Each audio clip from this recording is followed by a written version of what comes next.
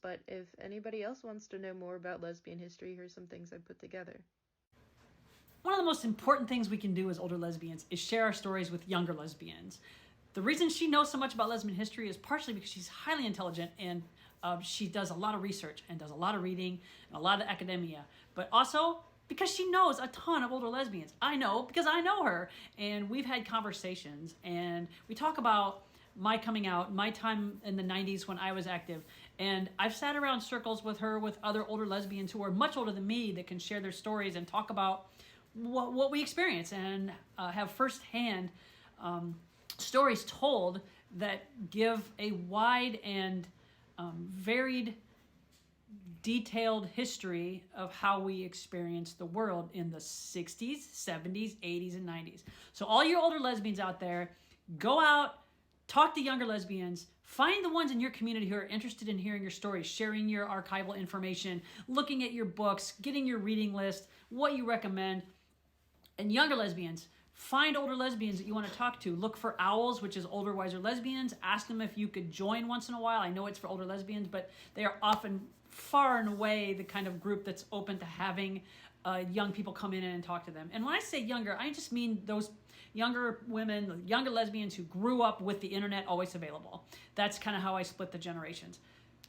But I'm here to tell you, everything she says, I experience a lot of that. And one of the things that stuck out to me was, yes, as a young lesbian, even before I came out as a lesbian, my first act of activism, what drove me to be active in the LGBT community before I was even admitting to myself that I could live life as a lesbian, was work with people, specifically men dying of AIDS. It was often straight men, but also gay men who had been completely abandoned by their families.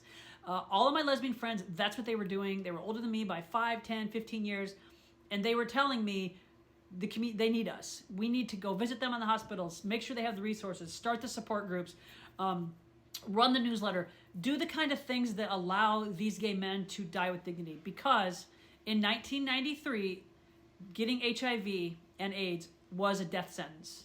There wasn't really any other way to put it. It was a death sentence. So you're going to need support to stay alive, to stay comfortable until the time comes when you will need the support to cross over.